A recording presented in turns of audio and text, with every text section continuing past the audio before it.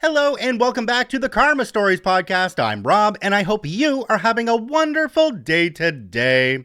Today I have 5 stories for you from the Malicious Compliance subreddit. Make sure to drop a like on the video if you're on YouTube and follow us on your podcasting platform of choice, and there just might be some cookies for you in the near future. Alright, on to the stories. Let's jump right in. This story comes to us from Rabid Rathian. Wipe my computer? Sure thing. You didn't say anything about saving the important information on it first. Inspired by a few recent posts, I thought I'd tell the story of malicious compliance committed many years ago by my friend. We'll call her Samantha, who worked and still works as an accountant.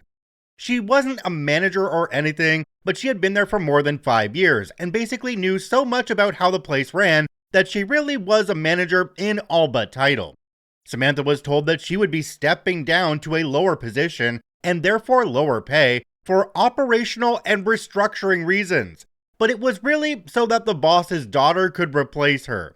The boss also told her that she would be responsible for training his daughter, who not only had no accounting qualifications, but had never even held so much as a fast food or retail job. The boss estimated it would take several months to train her.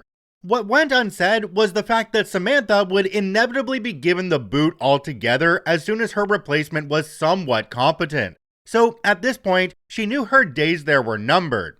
Samantha quite rightly said, no, if she needs that much training, she's not fit for the job. So the boss made life miserable for a few months until she had to quit for her own well-being, which worked out for the best as she had a new job in less than a fortnight. The day she left, the boss stood over her with his daughter, claiming that she was the new supervisor to add insult to injury, and demanded she wipe her company computer. Still having some sense of morality, even though this boss didn't deserve it, Samantha asked if he was sure and that he might want to take some backups from it first.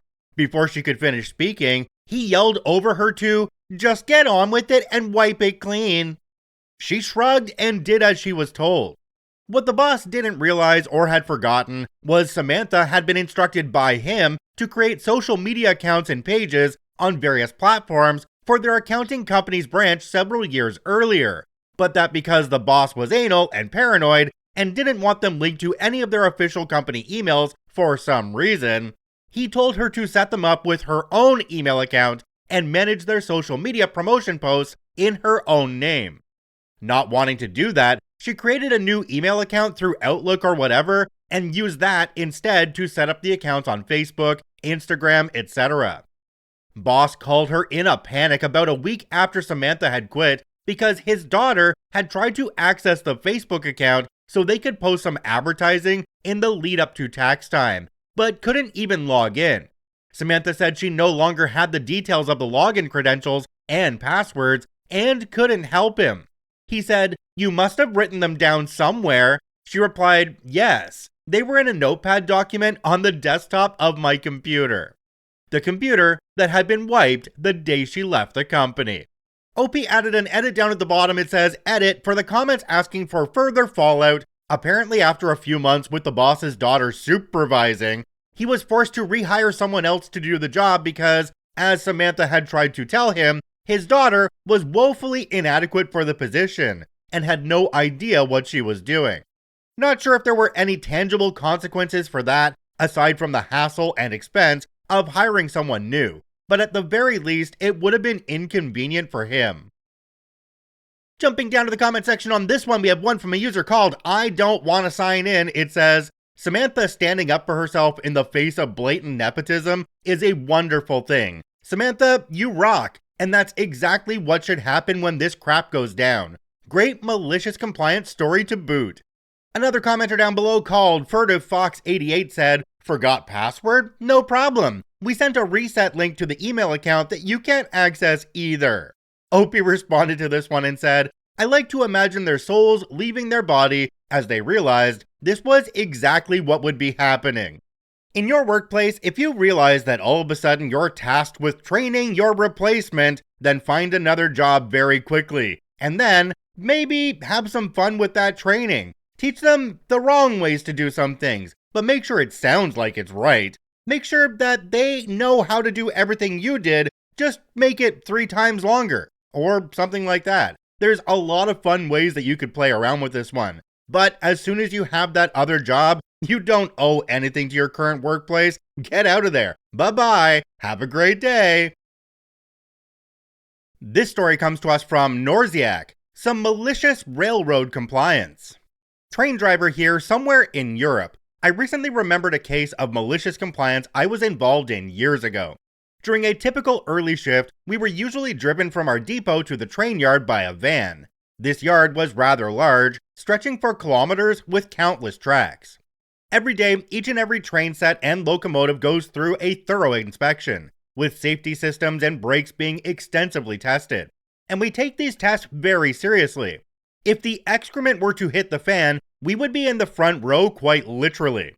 That day, one of the final tests failed. I couldn't resolve the issue myself, and the help desk didn't see an immediate solution either.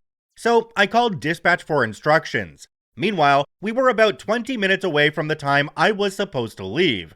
I would leave the yard empty, without passengers, to drive to my departure station.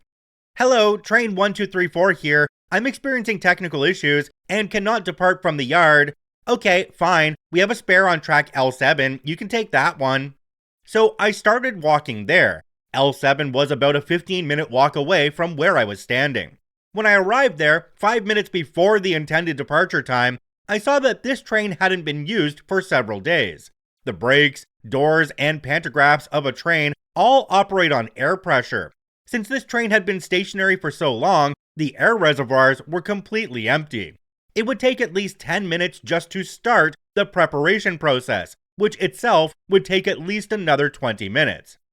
Just as I put the train into service and the compressors were running to fill the reservoirs, I got another call from dispatch. Hello, train 1234 driver here. Dispatch here, are you ready to depart? No, I need at least another 30 minutes. If you can't depart within the next 10 minutes, it won't be necessary anymore. You do realize I just told you I need at least 30 minutes? Yes. Okay, understood. It wasn't uncommon for dispatch to try to pressure drivers like this, trying to get them to cut corners and depart as quickly as possible. After all, there was still some buffer time at the departure station, so it wasn't a very big deal if we had to leave somewhat later than intended. This tactic sometimes worked on young, inexperienced drivers, but not on the seasoned drivers like me. That day, I had just enough of being rushed through the mandatory safety tests. So I shut everything down, applied the parking brakes, slung my backpack over my shoulder, and began the long walk back to the depot. The instructions were clear, 10 minutes, otherwise it wasn't needed anymore. The fallout. Half an hour later, I got another call, once again, dispatch. Driver 1234 here. Driver 1234, dispatch, is there a problem? Your signal is open, but your train isn't moving. No, I'm walking back to the depot on foot, but you told me you needed 30 minutes to prepare the train, and you told me that if I couldn't depart within 10 minutes, it wouldn't be necessary anymore. You know full well that's not what I meant. I'm expected to follow instructions, not read minds. A few days later, my direct supervisor, a veteran who always stood up for his men, called me into his office. Nor, what was the problem yesterday? He asked with a big wink.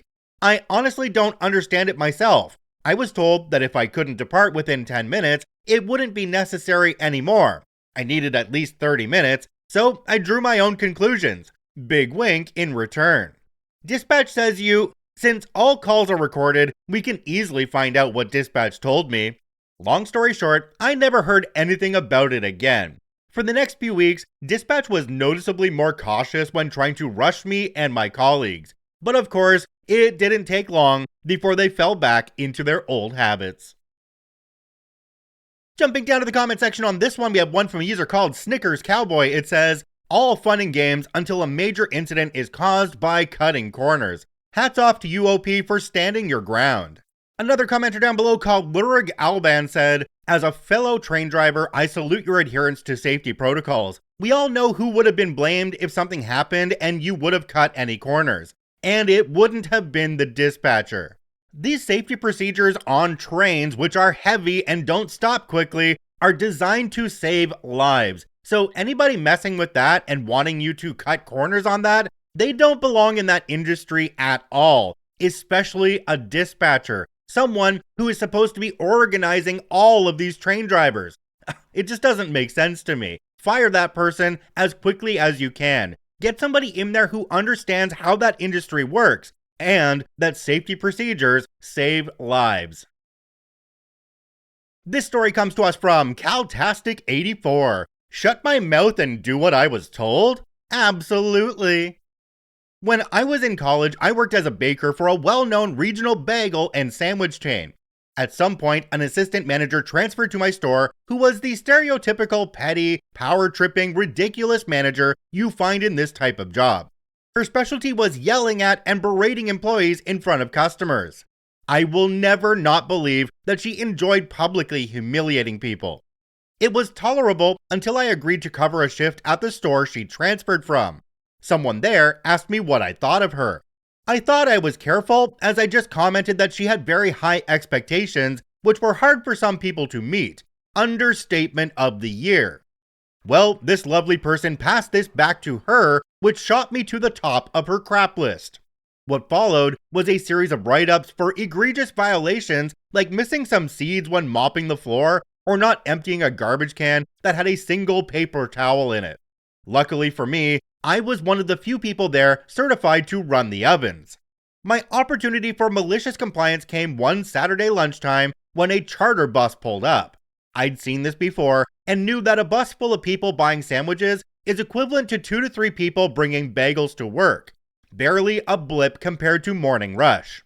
I went to the counter to help, and Miss Assistant Manager yells at me to get back in the kitchen and start baking more.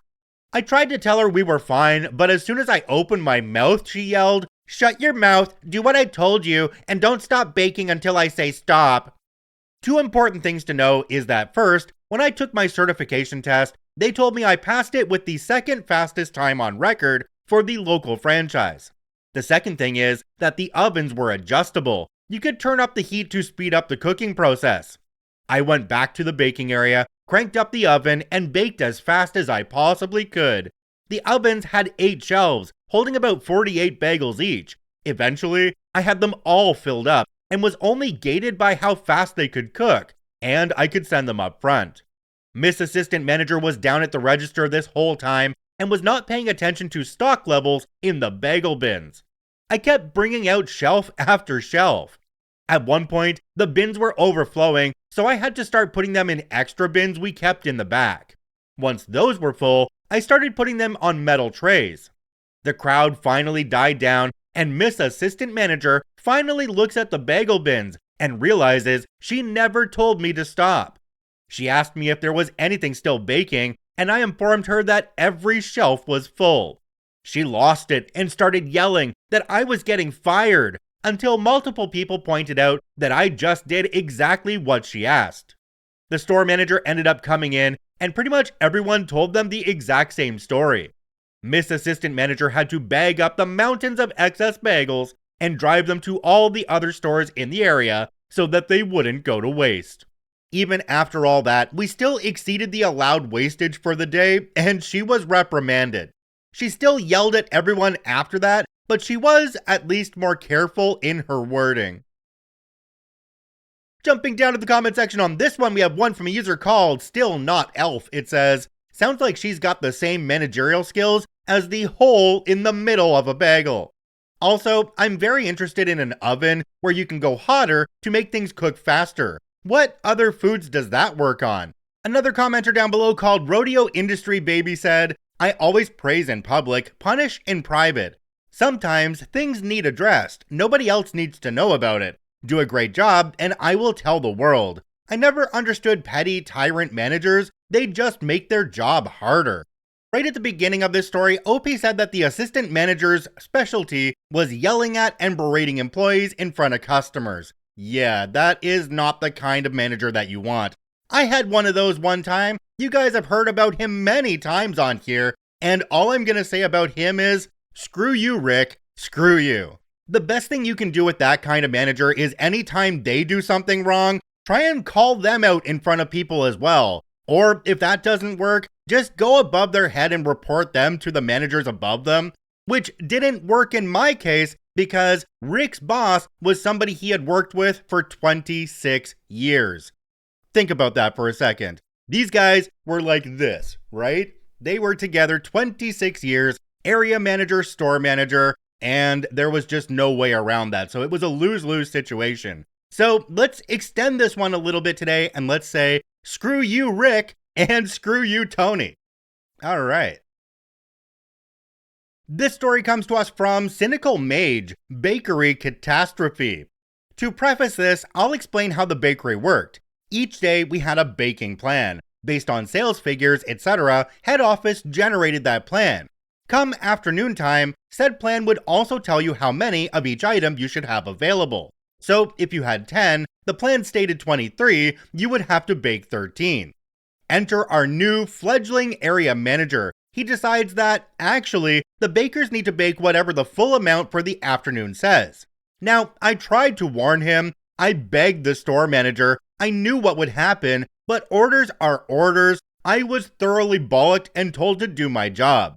So much waste. Instead of 30 pounds appropriately worth of product per evening, we were hitting nearly 300 pounds. Halfway through the week, the store manager tries approaching me about the write-offs being a bit higher than usual. So could I figure it out, but still do the full bake as requested from above?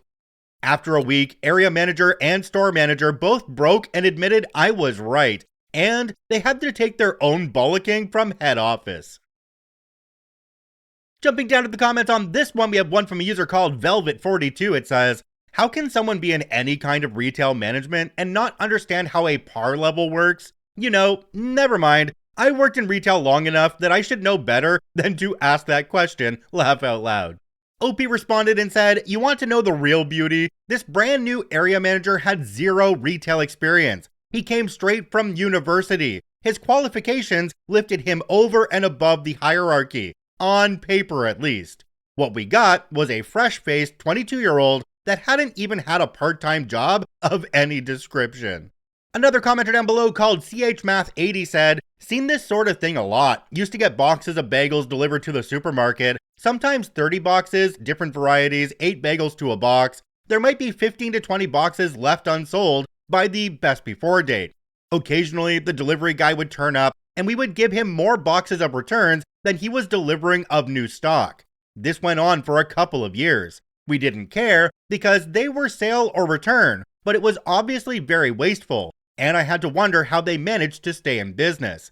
How hard could it be to keep a record of sales at each store and use that to decide on production and delivery quantities? No, that's too hard. Let's just keep wasting a fortune making thousands of bagels every week that we're never going to get paid for. OP responded to this one and said, that hurts my soul. I loathe food waste. I've been hungry and homeless, and every day so many people are dying for lack of food. One thing I kind of broke the rules with was, at cleanup during whenever I was on a closing shift instead of morning baking, I implemented a routine of loading up a couple of trays with an assortment of pastries and donuts to put in the canteen for the night team. The food was counted and written off, but at least some of it was eaten instead of scraped into a bin.